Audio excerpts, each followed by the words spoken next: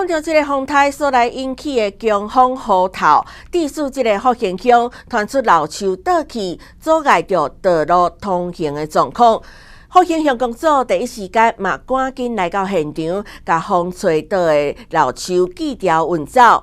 另外，埔盐乡长柯文平嘛来到石壁川自行车道，因为这规排路树讲一半以上拢予强风吹倒。毋过因为风实在是伤过头路，人拢徛袂稳，无法度马上来进行清除，只好先将道路封起来，确保着民众的安全。强风一直吹，甲福兴乡桥头村478项一丛老树吹倒伫路上，好佳在无人员受伤，但是交通一度受到阻碍。乡长朱元丁接到消息了后，马上派人来清除。福建乡这回咱的小浅风台台风对咱福建乡造成真济路树的倒塌。然后今天早上呢，我们桥头村有一棵大树那个大榕树倒塌，就横躺在我们的马路上。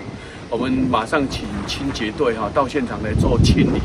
现在已经清理，大部有一个先让清理之后，让里面的住户呢能够自由的进出还有各地还有很多的一些灾情我们清洁队今天早上积极奔命希望说把伤害降到最低，也谢谢大家的关心如果说有福建乡有什么各地有什么灾害，我们有成立一个应变中心都可以马上跟我们联络，我们会积极的赶快去来做处理。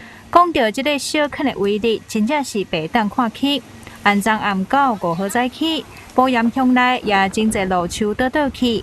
公所甲警方接到消息了后，也到现场管制交通，而且出动清洁队人员要来清除。不过因为风实在是伤强了，就惊发生危险，只好先将道路封起来。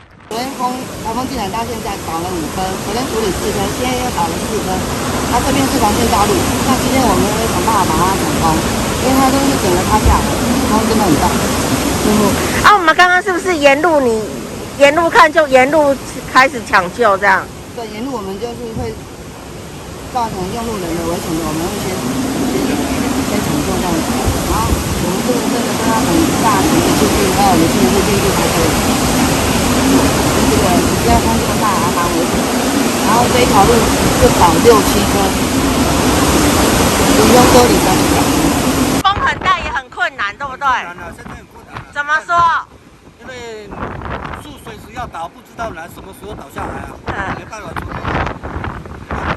小坑风台报道，咱中华地区的风势真大，提醒民众出门在外一定要注意自身安全。大中华新闻林桂英综合采访报道。